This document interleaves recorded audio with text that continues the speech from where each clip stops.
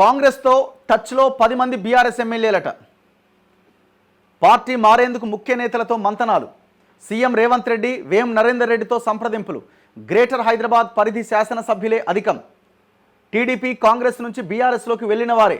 ఈ నెలాఖరులోగానే ఎక్కువ మంది ఫిరాయింపట. ఈ నెలాఖరులోపు చాలామంది బీఆర్ఎస్ ఎమ్మెల్యేలు కాంగ్రెస్లో జాయిన్ అవుతారట. సో అసలు బేసిక్గా మొత్తం 38 మంది ఎమ్మెల్యేలు ఉన్నారు. ఇప్పుడు ఒక కంటోన్మెంట్ ఎలక్షన్, మొన్న బై ఎలక్షన్ జరిగితే అక్కడ కాంగ్రెస్ గెలిచింది. ఇప్పుడు బీఆర్ఎస్ సంఖ్య 38కి పడిపోయింది. ఈ 38 మందిలో దాదాపు ఇప్పుడున్న 38లో 24 మంది గ్రేటర్ హైదరాబాద్ చుట్టుపక్కలే ఉన్నారు. మెజారిటీ ఎమ్మెల్యేలంతా వాళ్ళే. సో అందులోంచి ఒక 10 మంది కాంగ్రెస్లోకి వెళ్ళబోతున్నారట. నేను అనుకోవడం అయితే ఒక 15 నుంచి 20 మంది వరకు ఈ రాబోయే కాలంలో కాంగ్రెస్లో జంప్ అవ్వచ్చు. వీళ్ళ టార్గెట్ ఏమో 25, 26. ఎందుకంటే బై ఎలక్షన్స్ రాకుండా ఉండాలి అంటే, బీఆర్ఎస్ ఎల్పీ విలీనం కావాలంటే ఆల్మోస్ట్ ఒక 25, 26 మంది ఎమ్మెల్యేలు జాయిన్ కావాలి కాంగ్రెస్లో. సో అప్పుడు ఎల్పీ విలీనం అయింది, నో బై ఎలక్షన్. గతంలో కేసీఆర్ కూడా అదే చేసిండు కదా.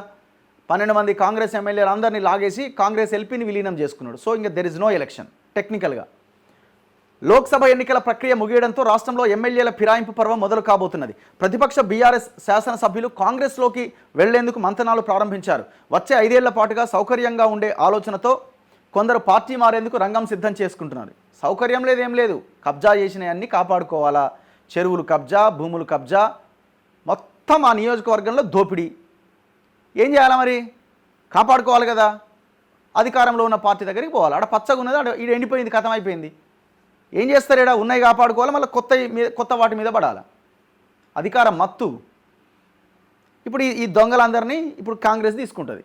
అంతే, ఏం లేదాడ. అంతా ఒకే తాను ముక్కలే, అంత దొంగలే. ఎట్లా తయారైపోయిందంటే రాజకీయము, ప్రజల్లో కూడా ఒక ఆలోచన రావాలి, ఒక ఇది రావాలా.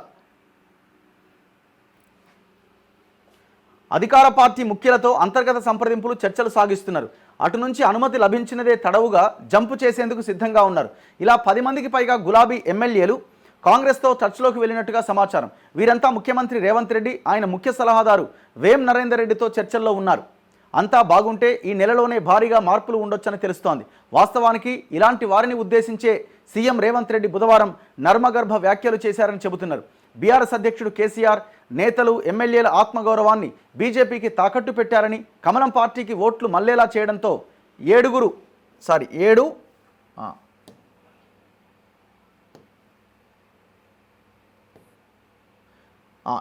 ఎంపీ సీట్లలో బీఆర్ఎస్ డిపాజిట్లు కోల్పోయిందని వ్యాఖ్యానించారు. బీఆర్ఎస్ లాంటి పార్టీలో కొనసాగే విషయంపైన ఆత్మ ప్రబోధానుసారం నిర్ణయం తీసుకోవాలని సూచించారు. ఇక్కడ ఏం జరిగిందంటే, మొత్తం 17 ఎంపీ నియోజకవర్గాల్లో ఉన్న, లోక్సభలో ఉన్న 119 అసెంబ్లీ సెగ్మెంట్స్లో మొన్న బీఆర్ఎస్ 39 గెలిచింది. సరే, మొన్న ఒకటి ఓడిపోయింది అనుకుందాం. ఇవాళ ఆ ఎమ్మెల్యేల అంటే ఆ నియోజకవర్గాల్లో ఎంపీ ఎలక్షన్ జరిగితే ఆ సెగ్మెంట్స్లో 3 నియోజకవర్గాల్లోనే గెలిచిర్రు. ఒకటి కేసీఆర్, ఒకటి హరీష్ రావు సిద్దిపేట, కేసీఆర్ గజ్వేలు, మూడోది దుబ్బాక. ఈ 3 తప్ప మిగతా అన్నింట్లో ఓడిపోయారు. అంటే అన్నింట్లో ఓడిపోయారు మీన్స్ మొత్తం మెజారిటీ మొత్తం తగ్గిపోయింది. మిగతా కాంగ్రెస్ ఒక దగ్గర, బీజేపీ ఒక దగ్గర మెజారిటీ సాధించింది అక్కడ. అంటే 119 అసెంబ్లీ సెగ్మెంట్స్లో కేవలం 3 నియోజకవర్గాల్లోనే మెజారిటీ వచ్చింది వీళ్ళకి. అంటే ఎంత భారీ స్థాయిలో బీఆర్ఎస్ పతనమైందో ఒకసారి చూడండి. చివరికి కేటీఆర్ సొంత నియోజకవర్గం సిరిసిల్లలో 7,000 మెజారిటీ వచ్చింది బండి సంజయ్కి. ఆలోచించండి. ఇక మేము ఫినిక్స్ పక్షిలాగా ఎగురుతామనేది అంటుండు కదా ఆయన, బూడిదలకి వెళ్ళి వస్తామని. అసలు నీ సొంత నియోజకవర్గమే నీకు దిక్కులేదు. ఈ వ్యాఖ్యలు ఇప్పుడు బీఆర్ఎస్ లాంటి పార్టీలో కొనసాగే విషయమైన ఆత్మ ప్రబోధానుసారం నిర్ణయం తీసుకోవాలి అని సూచించారు. ఈ వ్యాఖ్యలు ఇప్పుడు చర్చనీయాంశంగా మారాయి. అయితే మరికొద్ది నెలల్లో స్థానిక సంస్థల ఎన్నికలు రాబోతున్నాయి. కాంగ్రెస్ పార్టీ టికెట్లు ఇచ్చేది నేనే అంటూ ఓ బీఆర్ఎస్ ఎమ్మెల్యే చెప్పుకుంటున్నాడట. ఓ నీ అమ్మ, ఆయన కాంగ్రెస్లోకి వెళ్తారని, అందుకే ఇలాంటి వ్యాఖ్యలు చేస్తున్నారని చెబుతున్నారు. ఇలాంటి వారు 10 మందికి పైగా కాంగ్రెస్తో టచ్లో ఉన్నారు. అయితే ఎవరిని తీసుకోవాలి, ఎవరిని తీసుకోవద్దు అనే అంశంపైన సీఎం రేవంత్ స్పష్టతతో ఉన్నారు. అందరినీ చేర్చుకుంటూ పోతే ఆరోపణలు ఎదుర్కొంటున్న వారి గురించి సమాధానం చెప్పుకోవాల్సి వస్తుందని, తద్వారా చెడ్డ పేరు వస్తుందని భావిస్తున్నట్టు పార్టీ వర్గాలు చెబుతున్నాయి. బీఆర్ఎస్ నుంచి కాంగ్రెస్లోకి మారే యోచనలో ఉన్న ఎమ్మెల్యేల్లో ఎక్కువ మంది జీహెచ్ఎంసీకి చెందిన వారే. టీడీపీలో ఉండగా రేవంత్తో కలిసి పనిచేసి బీఆర్ఎస్లోకి వెళ్ళిన వారు, కాంగ్రెస్ నుంచి బీఆర్ఎస్లోకి మారిన వారు ఆసక్తి చూపుతున్నారట. అసెంబ్లీ ఎన్నికల్లో బీఆర్ఎస్ 39 సీట్లు నెగ్గగా అందులో 16 జీహెచ్ఎంసీ పరిధిలోవే.